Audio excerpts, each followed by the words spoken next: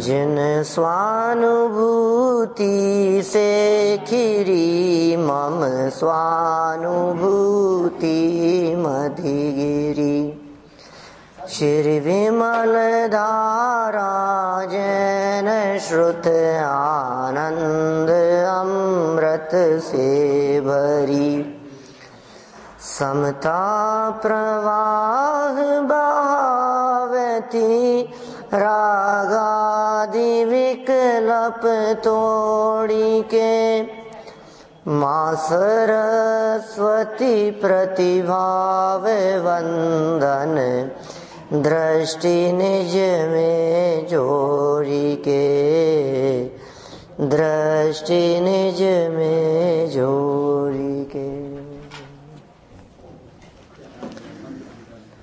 आचार्य कल्प पंडित प्रवर टोडरमल जी द्वारा लिखित रहस्यपूर्ण चिट्ठी, इसके संदर्भ में अपनी यहाँ चर्चा चल रही है।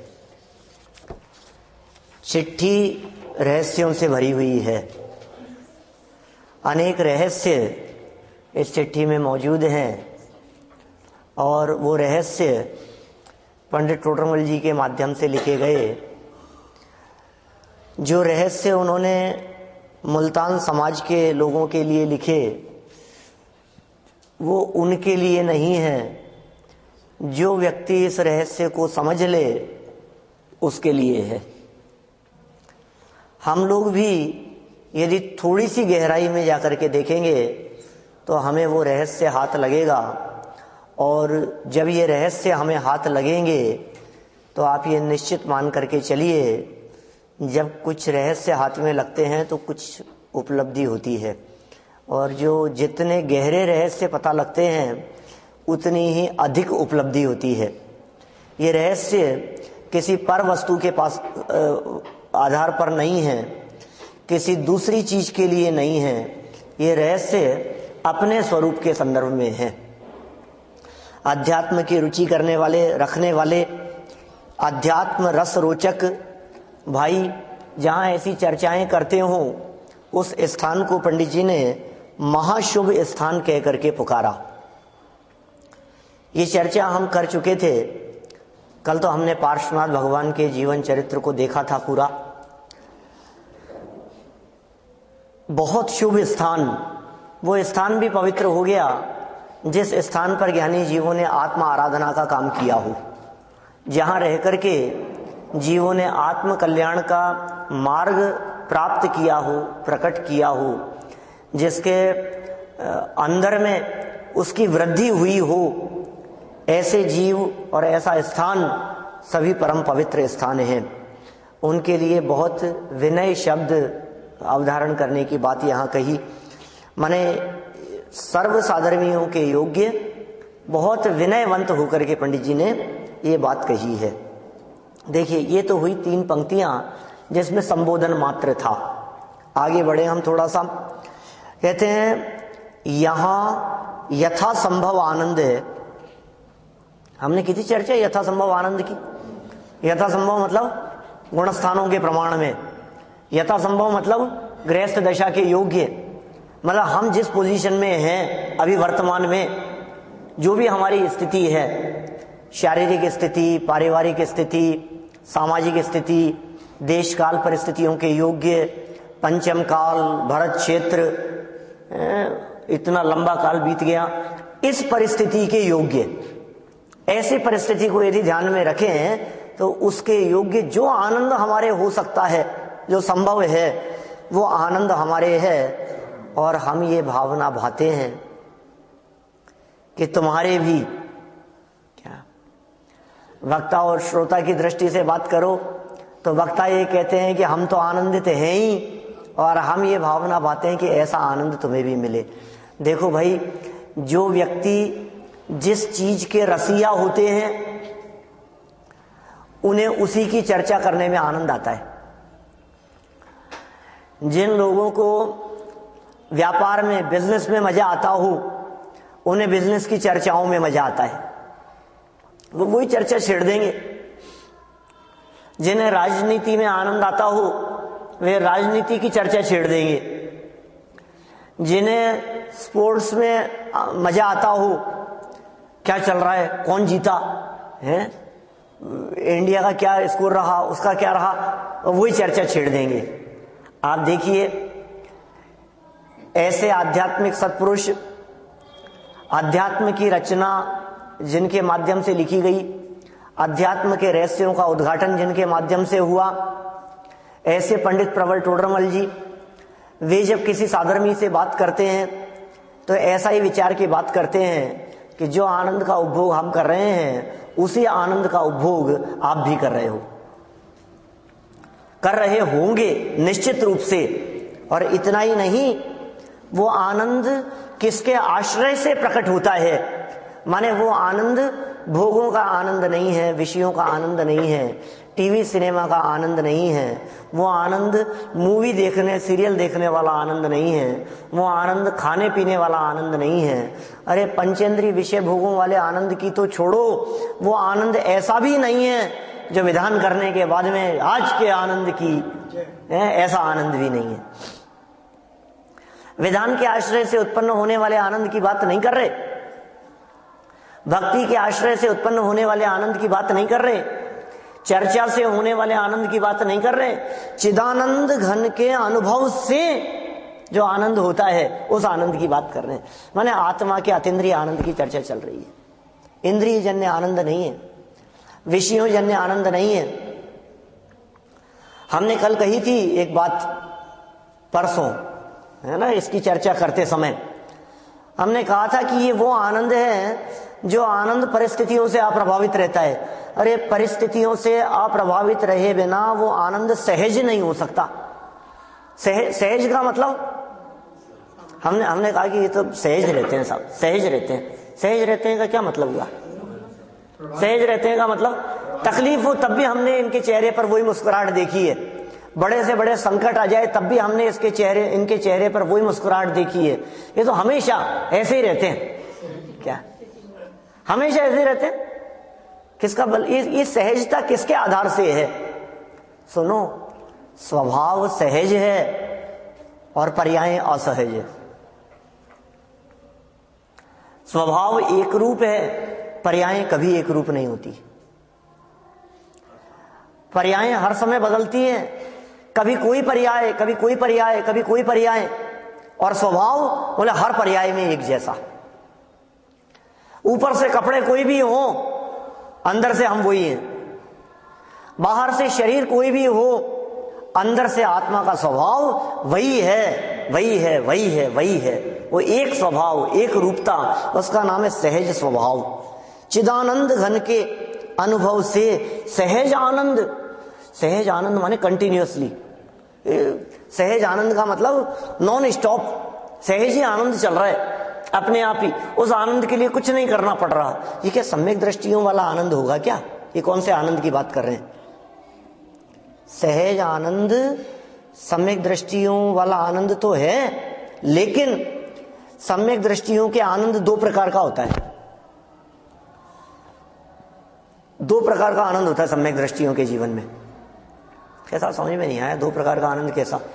सम्यक दृष्टि गृहस्थ भी होते हैं तो घर गृहस्थी वाला भी होता होगा और आत्मा वाला भी होता होगा। नहीं नहीं, ऐसा नहीं कह रहे। सम्यक दृष्टियों का एक आनंद तो वो जिस आनंद के काल में उनका उपयोग अपने सहज स्वभाव में लीन है, उसे शास्त्रों की भाषा में कहें तो हम कह सकते हैं शुद्धोपयोग। क्या चौथे गुणस्थान में शुद्धोपयोग होता है कि नहीं होता है? अरे अनेक प्रमाण हैं इसके लिए, कोई बाधा नहीं है, होता ही है चौथे गुणस्थान में शुद्धोपयोग। जिन्हें नहीं हुआ हो वे कल्पना करते रहे कि होता है कि नहीं होता है। एक दो नहीं, 20 प्रमाण है इस प्रकार के। अरे ऐसे तो निकालना पड़ेगा भाई। आचार्य जयसेन स्वामी ने कई स्थानों पर प्रयोग किया है। पंचास्तिकाय की मूल गाथाओं में ऐसा प्रयोग किया है। उन्होंने समय सार 320वीं गाथा की टीका लिखते समय जो अतिरिक्त प्रकरण है उसमें उन्होंने स्पष्ट रूप से प्रयोग किया है कि आगम की भाषा में जिसे औपशमिक भाव कहते हैं, क्षयोपशमिक भाव कहते हैं, क्षायिक भाव कहते हैं आगम भाषा में, उसी को अध्यात्म भाषा में शुद्धोपयोग, शुद्धात्माभिमुख परिणाम आदि नामों से अभिहित किया जाता है। जैसे शुद्धोपयोग आदि नामों से किसके लिए? औपशमिक सम्यक्त्व के लिए, क्षयोपशमिक सम्यक्त्व के लिए, क्षायिक सम्यक्त्व के लिए, चौथे गुण स्थान में होते। क्या दिक्कत है उसमें? तो एक तो वो शुद्धोपयोग वाली बात, लेकिन वो तो लंबे समय हो नहीं सकता है। शुद्धोपयोग में सदा काल तो रह नहीं सकते। शुद्धोपयोग में तो अंतर्मुहूर्त रहा जाता है।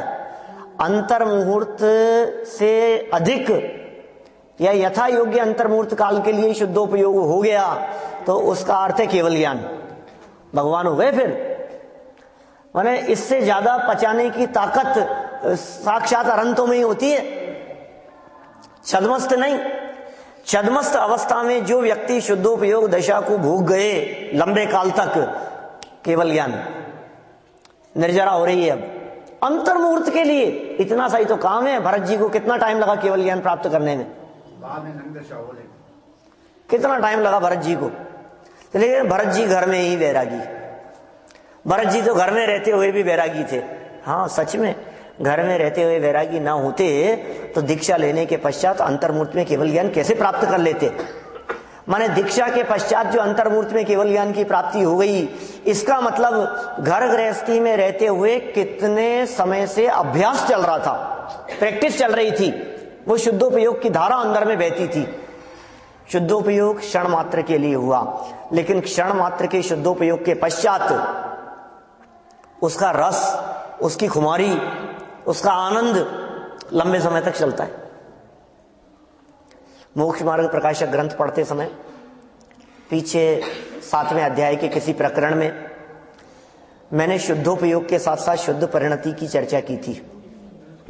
क्या वो प्रवचन तलाशना, वो पूरा प्रवचन सुनना, पौन घंटे का वो प्रवचन, उसमें शुद्धोपयोग के साथ शुद्ध परिणति वो क्या चीज है, उस परिणति महत्वपूर्ण है। ये कह रहे हैं जो सहज आनंद है ना, ये सहज आनंद शुद्धोपयोग वाला नहीं हो सकता है, क्योंकि शुद्धोपयोग तो कभी कभी होगा,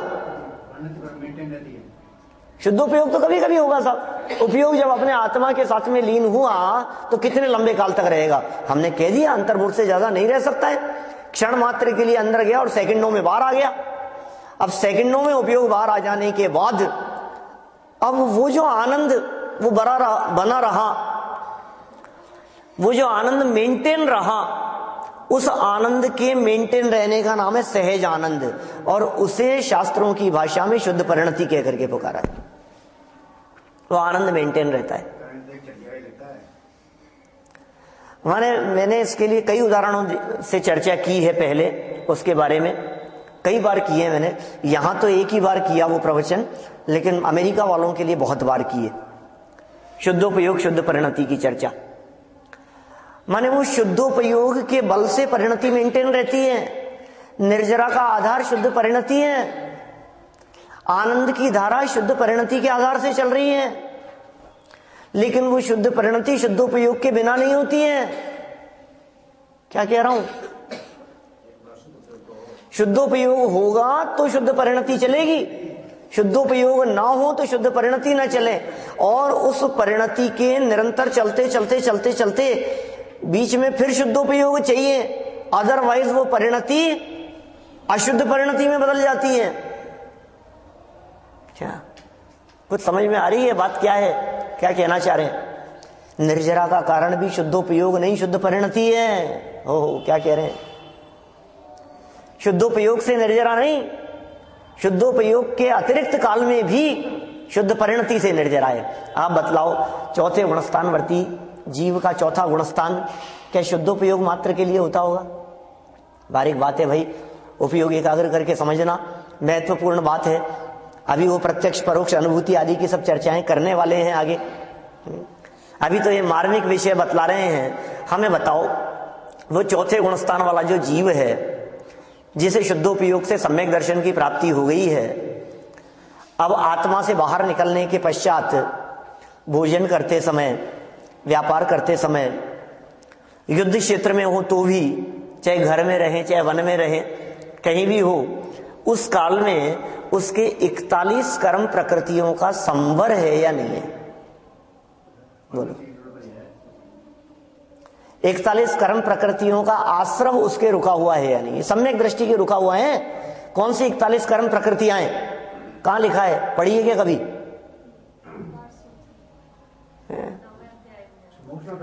अरे कहां चले गए आप इतना दूर? यहाँ कहां लिखी है बताओ? यही लिखी है इस किताब में। है कहां लिखी है? दूसरा तीसरा अध्याय नहीं, दूसरा तीसरा और दूसरा सब मिला लो तो 7वें अध्याय में लिखी है।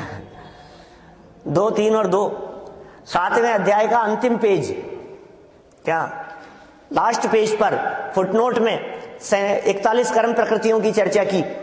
मिथ्यात्व के कारण 16 कर्म प्रकृतियां, कितना? 267 नंबर पेज। बोलो मिल गया कि नहीं? 7वें अध्याय का लास्ट पेज है, 261 नंबर पेज, इसी ग्रंथ में, इसी चिट्ठी के साथ में। मिथ्यात्व संबंधी 16 कर्म प्रकृतियां और अनंतानुबंधी संबंधी 25 कर्म प्रकृतियां, कुल 41 कर्म प्रकृतियों के नाम गिनाए हैं। ये सिर्फ पढ़ाई नहीं था, इनके बारे में थोड़ी चर्चा भी की थी हमने। नाम तो नहीं गिनाए इन्होंने, नाम तो नहीं गिनाए इन्होंने। गिने आप, हम पेज नंबर बता रहे हैं, आप चिट्ठी खोल के बैठे हो। हम चिट्ठी को खोल रहे हैं तो 261 बताया है, 67, 267।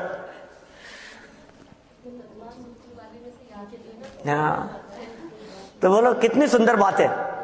41 कर्म प्रकृतियां रुक गई, आश्रम रुक गया उस जीव के। भाई साहब, जिस जीव के 41 कर्म प्रकृतियों का आश्रम रुक गया हो, तो वो आश्रम भोजन करते समय रुका हुआ है कि जारी हो गया है, चालू हो गया है? अभी भी रुके हुए हैं वो आश्रम, भोजन करते समय भी।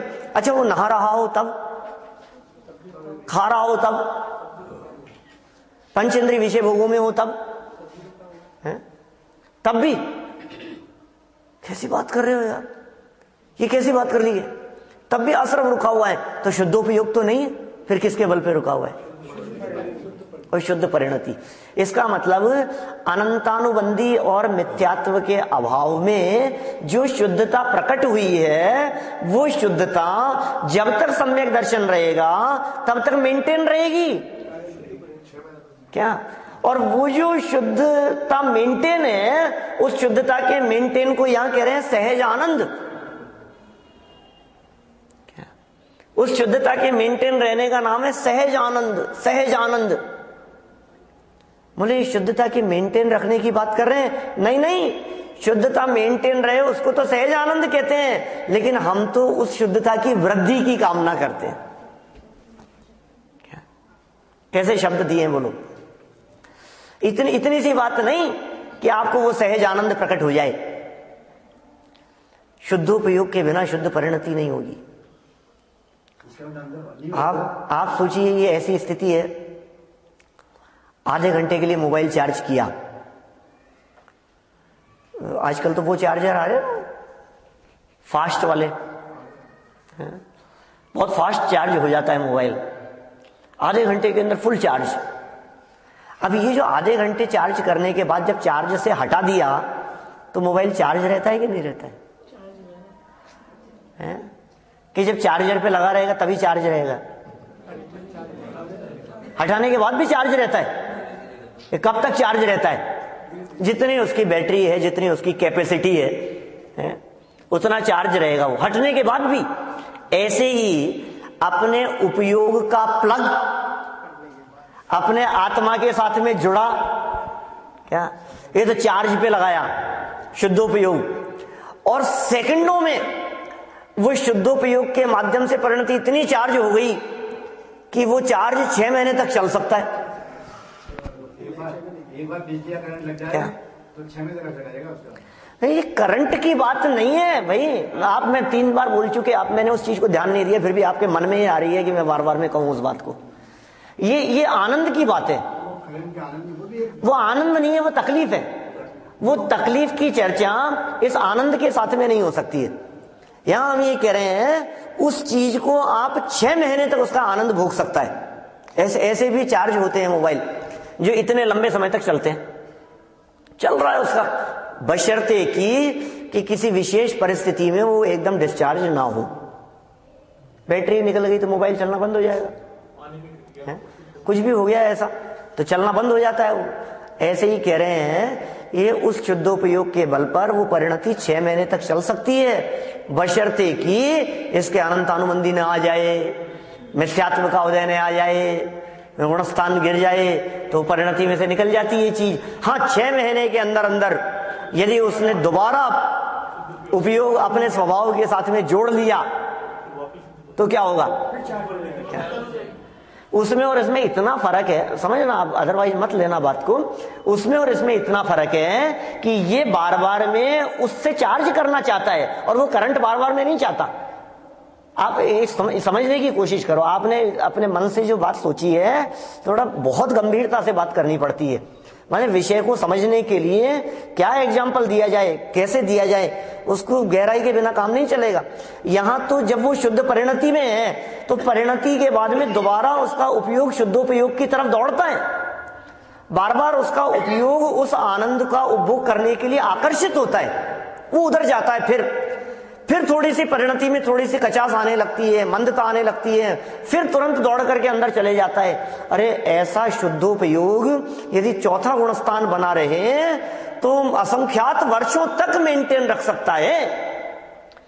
क्षयोक्षम सम्यक्त्व 66 सागर उत्कृष्ट स्थिति गई, इतने लंबे काल तक मेंटेन रख सकता है। चौथे गुणस्थान यदि उसका बना रहे और ना गिरे, मान लीजिए चौथा ही गुणस्थान का मैक्सिमम काल देखो तो बहुत लंबे काल तक, तो कैसे रहता होगा भाई? वो बार बार में अंदर जाता है। क्षायिक सम्यक दृष्टि भरत चक्रवर्ती की बात करो, युद्ध क्षेत्र में चले गए, कितने लंबे काल? 60,000 वर्ष जीतने के लिए, 6 खंड को जीतने के लिए 60,000 वर्ष तक घर बार छोड़कर, दिव्य ध्वनि छोड़कर, समव शरण छोड़कर वे निकल गए। तो आत्मा का अनुभव कितनी बार किया होगा? 60,000 वर्ष में कितनी बार? लाखों बार किया, लाखों बार। शुद्धोपयोग कितनी बार हुआ है? लाखों बार हुआ है। मिनिमम 1,20,000 बार। 6 महीने में एक बार तो कम से कम होगा, मिनिमम से मिनिमम, गिरी से गिरी हालत में। उसके बिना तो वो क्षायिक सम्यक तो मेंटेन नहीं रहेगा। अब दोबारा कैसे होगा? आपका करंट का झटका तो दोबारा नहीं चाहेगा, एक बार लग गया तो दोबारा उसके आसपास नहीं भटकेगा आदमी। क्या वो असर मेंटेन की बात नहीं है, यहाँ तो आनंद मेंटेन की बात है। क्या यहाँ उस तकलीफ भोगने की चर्चा नहीं है। यहां तो वो जो शुद्ध परिणति है, उस शुद्ध परिणति को बल चाहिए शुद्धोपयोग का, और वो बल मिला और परिणति मेंटेन है। तो कहते हैं अब ये जो वृद्धि की जो बात कर रहे हैं यहां पर, ये वृद्धि का अर्थ ये है कि गुणस्थान चौथे से 5वां हो। वृद्धि का अर्थ ये है गुणस्थान 5वें से 6ठा 7वां हो। वृद्धि का अर्थ ये है कि अभी जो तुम लंबे लंबे समय में, समय लंबा और वेदन कम समय का, शुद्धोपयोग कम समय का, ये जो चल रहा है, ये शुद्धोपयोग का टाइम भी ज्यादा हो और शुद्धोपयोग जल्दी जल्दी भी हो, हम आपके लिए यही कामना करते हैं। क्या हम ये भावना बातें आपके लिए? बोलो क्या कहना चाह रहे हैं यहां यथासंभव आनंद है। कैसा आनंद है भाई? उस सहजता का आनंद ही अपूर्व होता है। अपने आप को त्रिकाली ध्रुव अनुभव करने का आनंद ही कुछ और है। जो अपने आप को त्रिकाली ध्रुव अनुभव करते हैं, जो अपने आप को ज्ञायक अनुभव करते हैं, जिन्होंने एक बार अपने उस स्वभाव का सहज आनंद का रस चख लिया हो, तो कहते हैं उनको फिर जगत के रस नहीं दिखाई देते। वो आनंद तुम्हारे चिदानंद घन के अनुभव से, तुम्हारे क्यों कह दिया? अपने कह लो ना। नहीं, तुम्हारी वृद्धि तुम्हारे चिदानंद घन से होगी, मेरे आनंद की वृद्धि मेरे चिदानंद घन के अनुभव से होगी। कितना स्वाधीनता बतला रहे हैं भाई साहब। आपको किसी दूसरे का आश्रय लेने की जरूरत नहीं है, आपको किसी दूसरे का सहारा लेने की जरूरत नहीं है, आपको किसी विद्वान के सानिध्य की जरूरत नहीं है, आपको किसी गुरु के सानिध्य की जरूरत नहीं है, आपको तीर्थंकरों के उपदेश की भी जरूरत नहीं है। तुम्हारा आनंद तुम्हारे आश्रय से। क्या बात कह रहे हैं? कहां जाऊं साहब, कहां मिलेगा ये आनंद? कहां जाकर के तलाशा जाए? कौन सी जगह पर जाएं? उनके पास में, इनके पास में। चलो ना, बना लेते हैं सुबह से शाम तक का ही सही कोई एक प्रोग्राम, नारेरी का बना लो, हैं मंगलायतन का बनाते हैं 2 दिन का प्रोग्राम, ऐसा हसनापुर चले आओ, वहां चले आओ, न्यू ईयर पे चलें, हैं? अरे भैया अनंत बार आए हैं, ऐसे न्यू ईयर क्या? हर पर्याय न्यू है, न्यू ईयर नहीं, न्यू पर्याय क्या? उस न्यू पर्याय का आनंद लो। अगले समय उत्पन्न होने वाली न्यू पर्याय यदि अपने स्वभाव के आनंद सहित हो तो वो आनंद वास्तव में अभिनंदन के योग्य है। वो पर्याय अभिनंदन योग्य है, उस पर्याय का अभिनंदन होता है। देखो आप, जो लोग अपने त्रिकाली ध्रुव स्वभाव का अभिनंदन करते हैं, उसका आश्रय लेते हैं, उनकी प्रकट होने वाली पर्याय भी अभिनंदनीय हो जाती है। पे सुरनाथ जजे हैं, ये ही पे ग्रह में न रचे जो जलते भिन्न कमल है, नगर नारी को प्यार यथा कादे में हेम अमल है। दोष रहित गुण सहित सुधीजे सम्यक दर्श सजे हैं, चरित मोह वश लेश न संयम पे सुरनाथ जजे हैं। क्या? चरित्र मोह के उदय से लेश मात्र भी संयम नहीं हो, लेकिन फिर भी सुरनाथ जिनके चरणों में आकर के लौटते हो, जिनकी जय जयकार करते हो, सेठ सुदर्शन, सीता, अंजना, मनोरमा, नहीं देखो आप ऐसे यमपाल, चांडाल, अनुभूति करने वाले, वो भील, वो जय जयकार करने के लिए स्वर्ग से देव आ गए, पुष्प वृष्टि करने लगे उनके लिए। रंच मात्र भी संयम नहीं है तो भी। दोष रहित गुण सहित सुधी, सुधी कौन? सम्यक दृष्टि, जे जो भी है। दोष रहित गुण सहित सुधीजे, और कैसे? सम्यक दर्श सजे हैं, और चरित्र मोह वश, चारित्र मोहनी कर्म का ऐसा उदय है जिसके कारण रंच मात्र भी संयम नहीं है। क्या करें? चरित मोह वश लेश न संयम, लेश मात्र भी जहां संयम नहीं हो चारित्र मोह के वश से, फिर भी देव लोग जिनके चरणों में झुकते हो। क्या है? क्यों पूजा हो रही है उसकी? क्यों भक्ति हो रही है? क्यों पुष्प वृष्टि कर रहा है? क्यों जय जयकार कर रहा है? क्यों वंदन किया जा रहा है? आखिर क्या है? उस पर्याय का अभिनंदन क्यों? कि उस पर्याय का अभिनंदन इसलिए क्योंकि उस पर्याय ने अपने स्वभाव का अवलंबन लिया है, इसलिए उस पर्याय का अभिनंदन है। जो अपना अभिनंदन करते हैं जगत उनका अभिनंदन करता है, जिन्हें अपनी कीमत नहीं जगत उनकी क्या कीमत करे? जिन्हें अपनी कीमत नहीं, ये अपनी कीमत है यहां तो। प्रभु जी अब ना भटकेंगे संसार में, अब अपनी अब अपनी खबर हमें हो गई। जिन्हें अपनी खबर हो गई उनकी पूजा है। क्यों पूजते हो इनको? 3 लोक के नाथ को, अंदर विराजमान, वेदी पर विराजमान शांतिनाथ भगवान, पार्श्वनाथ भगवान, महावीर भगवान, क्यों क्यों पूजते हो इनको? क्यों करते हैं उनकी पूजा? नासाग्र दृष्टि है उनकी, ये नासाग्र दृष्टि कल बताया मेरे को कपिल ने, नासाग्र दृष्टि से बहुत अच्छी एक्सरसाइज है आंखों की क्या इससे अच्छी कोई एक्सरसाइज नहीं है। पार किए वो इस विषय के विशेषज्ञ हैं। मैं कहा नासाग्र दृष्टि हमने तो भगवान की सुनी है, ज्ञानियों की सुनी है, बोले वो जो नासाग्र दृष्टि होती है वो बहुत अच्छी एक्सरसाइज होती है, इसलिए नासाग्र दृष्टि की कीमत बतलाई है। आंखों के लिए भी अच्छा है, कोई बात नहीं, बात आंखों की नहीं है, बात तो ध्यान की है। अरे नासाग्र दृष्टि अंतरोन्मुखी दृष्टि है, बात तो ये है। स्वभाव दृष्टि की बात कर रहे हैं यहां, जिन्हें अपनी खबर है, जिन्हें अपने स्वभाव की खबर है, देखते ही नहीं है किसी और की ओर, किसी दूसरे की तरफ नहीं देखते, किसी दूसरे की परवाह नहीं है, किसी दूसरे से बात नहीं, आंख उठा करके देखना नहीं। ये भगवान, सोचो तो सही, हमारे नाथ अपने आप को देखते हैं, वो किसी और को नहीं देखते। वो उपदेश दे रहे हैं, तू भी किसी और की तरफ मत देख, अपने आप को देख। अपने आप को देखेगा तो मेरे बगल में आकर के बैठ जाएगा, ऐसा उपदेश देते हैं। और जो सच्चे भक्त हैं उनके, वे सच्चे भक्त भी उनके सामने खड़े होकर के यही बात करते हैं, यह अर्घ समर्पण करके प्रभु निज गुण का अर्घ बनाऊंगा, और निश्चित तेरे सदृश प्रभु अरहंत अवस्था।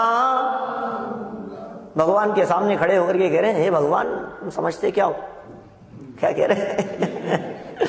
क्या आपके समान, आपके बगल में आकर के बैठने वाला हूं, क्या तेरे पद का प्रत्याशी हूं मैं। ऐसी हालत है, आपको अर्घ ऐसे ही नहीं चढ़ा रहा हूं मैं, मुफ्त में नहीं चढ़ा रहा हूं, आपके बगल में आकर के बैठना हूं, ये चाहता हूं मैं। इस अवस्था की प्राप्ति होगी सहज आनंद की वृद्धि होते होते, क्योंकि ये जो वृद्धि है ना, ये वृद्धि तक नहीं, ये वृद्धि पूर्णता तक जाएगी। और अभी पूर्णता का आशीर्वाद इसलिए नहीं दे रहे क्योंकि हम झूठी बातें नहीं करते। लाखों वर्षों तक जियो, तुम जियो हजारों साल, साल में दिन हो 50,000। वाह रे वाह, बड़ी अच्छी कल्पना कर रहे हो।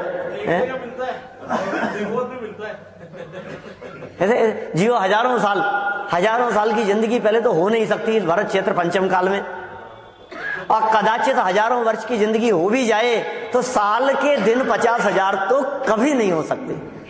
क्या हम ऐसे झूठी कल्पना करें आपके लिए? नहीं भाई साहब, हम ऐसी झूठी बात नहीं करते। हम तो आपके लिए कल्पना करते हैं सहज आनंद की वृद्धि हो, कि साहब पूर्णता की कामना कर लो, कि फिर वही झूठी बात, पूर्णता नहीं हो सकती ना इस क्षेत्र काल परिस्थिति में, इस भूमिका में, इस युग में, वर्तमान काल में वो पूर्णता की प्राप्ति नहीं हो सकती।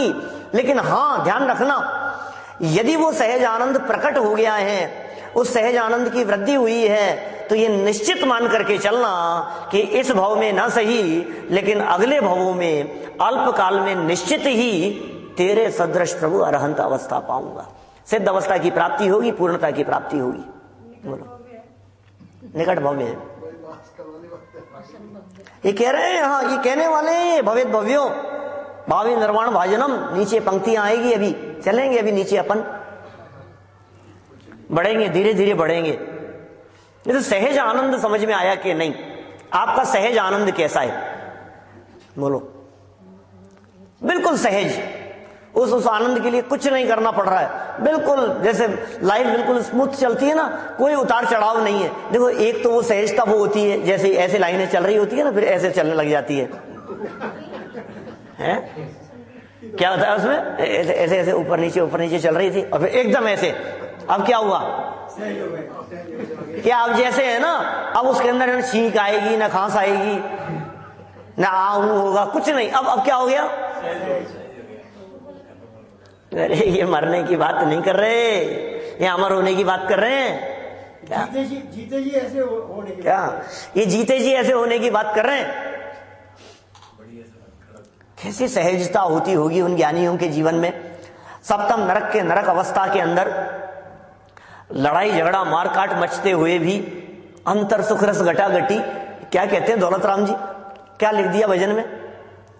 बाहर नार के कृत दुख भुगते, अंतर सुख रस घटा घटी, चिन मूरत द्रगधारी की मोहे, रीत लगत है अटापटी। एक ऐसी चाल है, चिन्ह मूर्त दृगधारी की। चिदानंद घन के अनुभव में लीन रहने वाले व्यक्तियों की ये कैसी चाल है, ये कैसा अद्भुत स्वरूप है भाई। बाहर में देखो, रिकॉर्डिंग करो तो आपको क्या दिखे। हमने शायद इसी संदर्भ में पिछले 2 दिनों के अंदर चर्चा की है, शक्लें अलग अलग होती है सम्यक दृष्टियों की, अंदर में सहज स्वभाव का अवलंबन एक जैसा होता है। एक कुत्ता सम्यक दृष्टि, एक मेंढक का जीव सम्यक दृष्टि, एक हाथी सम्यक दृष्टि, एक शेर सम्यक दृष्टि, बोलो, एक महामत्स्य सम्यक दृष्टि, एक हिरण सम्यक दृष्टि, एक बकरी सम्यक दृष्टि, बोलो, एक इंद्र सम्यक दृष्टि, एक लोकांतिक देव सम्यक दृष्टि, भवनत्रिकों में सम्यक दृष्टि, वैमानिक देवों में सम्यक दृष्टि, सर्वार सिद्धि के देव सम्यक दृष्टि, सप्तम नरक के नारकी सम्यक दृष्टि, चक्रवर्ती सम्यक दृष्टि, कहां तक बोलो आप, बात करो। घर में रहने वाले सम्यक दृष्टि, घर छोड़ने वाले सम्यक दृष्टि, बिजनेस करने वाले सम्यक दृष्टि, झोपड़ी में रहने वाले सम्यक दृष्टि, कैसे सम्यक दृष्टि, कैसे पहचानो आप उन सम्यक दृष्टियों को? हाँ, ये चर्चा की थी हमने समाधि मरण के स्वरूप के प्रकरण में, सम्यक दृष्टि कैसा है, उस प्रकरण में हमने ये चर्चा की थी। कैसे होते हैं सम्यक दृष्टि? सहज होते हैं भाई साहब, सहज होते हैं। सामने वाला व्यक्ति गालियां दे रहा है, सहज है। सामने वाला व्यक्ति उठपटांग बोल रहा है, सहज है। क्या फर्क पड़ता है? एक ही बात दिखाई देती, भूलेला भगवान से, भूले हुए हैं भगवान है। ये सहज स्वभाव के अवलंबन के बिना इतनी सहजता आ नहीं सकती है भाई साहब। कोई व्यक्ति कुछ भी कहे, बोले इतनी सहजता कैसे आएगी? मैं सोचता हूं कभी कभी तो दिमाग काम करना बंद कर देता है। ये ऐसी दृढ़ता गुरुदेव के जीवन में दिखती है, वो कैसे दिखती है? सामने वाले व्यक्ति ने मेरे को, किसी के घर गया, कहीं मंदिर में गया, और यहाँ मंदिर में सामने मेरे को किसी ने कुछ उठपटांग कह दिया, तो दूसरे दिन से मंदिर आना बंद कर देते क्या? कल के भुगत भोगी है, बोलो, ऐसा हो जाता है। कोई आपस में कुछ हो गया, ठीक है, मैं नहीं जा रहा हूं, इस मंदिर में तो जाना ही नहीं, हम दूसरे मंदिर में जाएंगे, इस मंदिर में जाना बंद। क्यों, क्या हो गया भैया? मंदिर जाना बंद। घर में यदि कोई व्यक्ति कुछ कह देता है तो क्या घर छोड़ देता है?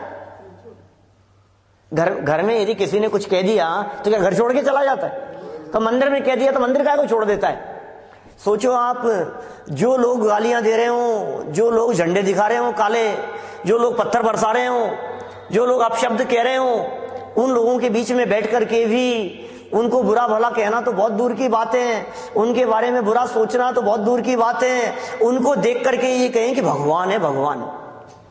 अरे तुम तो भगवान हो, तुम तो परमात्मा हो, भूले हुए भगवान हो। बल चाहिए ऐसा, अपना विरोध सुनने के लिए ताकत चाहिए। ज्ञानियों के अंदर में अपना विरोध सुनने की ताकत भी होती है और अपनी प्रशंसा को पचाने की ताकत भी होती है। क्या विरोध सुनकर के विरोध का भाव नहीं आए, प्रशंसा सुनकर के फूल नहीं जाए। प्रशंसा सुनकर के फूल जाने वाले सम्यक दृष्टि नहीं है। निंदा और आलोचना सुनकर के चेहरा मुरझा जाए, वो सम्यक दृष्टि नहीं है। इनका तो आनंद मुरझाए हुए चेहरे में, खिले हुए चेहरे में, सभी जगह पर जहां सहजता है, ऐसा आनंद ज्ञानियों का होता है। ये कैसा सहज आनंद है? बोलो, सहजता कैसी होती होगी? बोलो,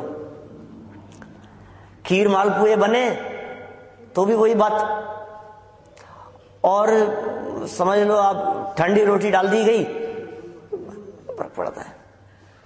पकौड़ियां बनी है तो भी ठीक है, मीठा बना है तो ठीक है, चटनी बनी है तो ठीक है, नहीं है तो ठीक है, क्या फर्क पड़ता है? उदय के अनुसार ही मिलेगी ना, मिलेगी तो उदय के अनुसार, ये तो सिद्धांत है। लेकिन उस उदय के अनुसार विचार करने पर जो चिंतन है वो ज्ञानी करता है। मिलती तो सबको उदय के अनुसार है, ज्ञानी हो चाहे अज्ञानी हो। चिंतन करने वाला वो समझदार है, वो सम्यक दृष्टि है, वो सहज आनंद का उपभोग करता है। परिस्थितियों का उतार चढ़ाव तो सबका होता रहता है। क्या परिस्थितियों का उतार चढ़ाव क्यों नहीं होगा? जगत में ऐसे कोई नहीं मिलेंगे आपको जिनकी परिस्थितियों में उतार चढ़ाव नहीं होगा। संयोगों का काम ही मिलना और बिछुड़ना है, संयोगों का काम ही आना और जाना है, अभी है और अभी नहीं है, अभी है और अभी नहीं है। ऐसे ही होते हैं संयोग, ऐसा ही होता है संयोगों का स्वरूप। नियम से वियोग होना ही संयोग। हाँ, नियम से वियोग होने का नाम संयोग है, परिभाषा बतलाई थी। ये कह रहे हैं सहज आनंद प्रकट तो हो गया है, अब वो सहज आनंद बढ़े कैसे? बार बार में उसके अवलंबन से, स्वभाव के अवलंबन से। अब बार बार में शुद्धोपयोग होने लगे, जल्दी जल्दी शुद्धोपयोग होने लगे, इसका नाम है वृद्धि। ज्यादा ज्यादा देर के लिए उपयोग स्वभाव में टिकने लगे, इसका नाम है वृद्धि। हाँ, क्यों नहीं हो सकता है? चौथे गुणस्थान की भूमिका में हो सकता है। और उस वृद्धि के लिए ये सहजता चाहिए, उस सहजता के लिए चिदानंद घन का अनुभव चाहिए, और वो चिदानंद घन के अनुभव के लिए कहीं पसारी के जाने की जरूरत नहीं है। किसके यहां मिलेगा चिदानंद घन? वो घन घन घन होता है ना, वो हमने कही किसी से कि चिदानंद घन का अनुभव चाहिए, तो उसे लगा चिदानंद किसी कंपनी का नाम है क्या? घन तो समझ गया मैं क्या, और चिदानंद ये कोई कंपनी का नाम है, तो वो उसके जाकर के लोहार के जाकर के मांगा ये कौन सा वाला चाहिए, यानी वो चिदानंद वाला घन चाहिए।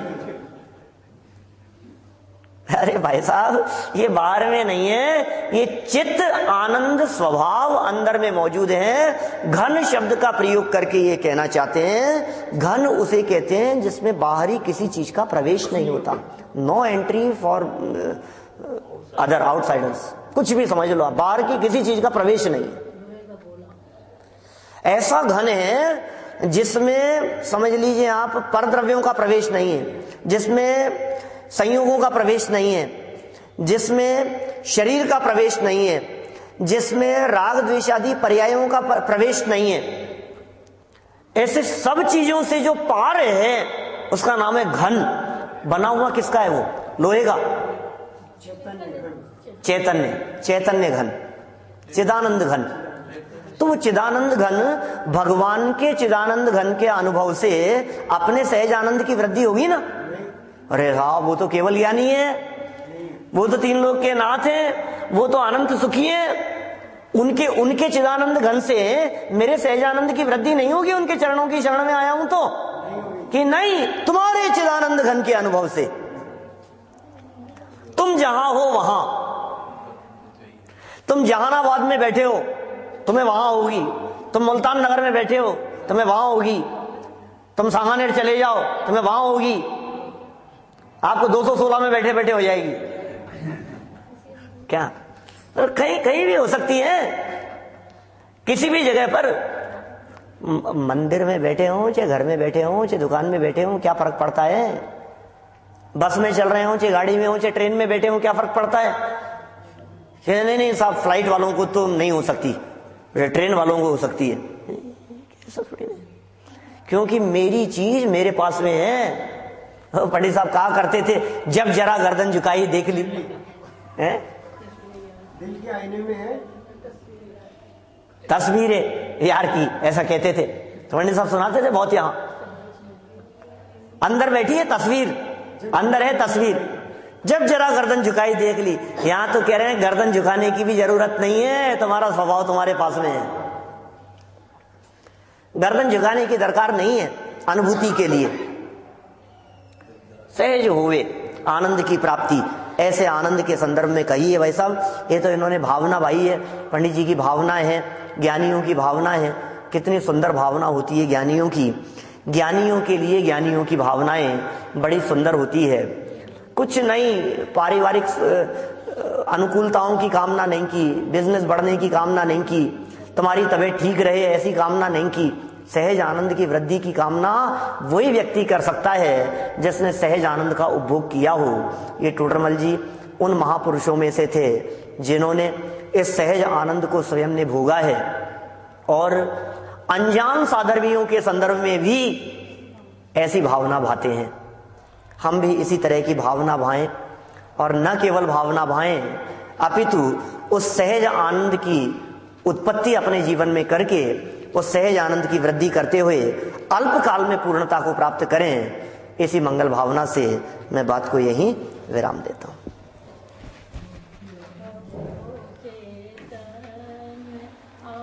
हुआ नहीं?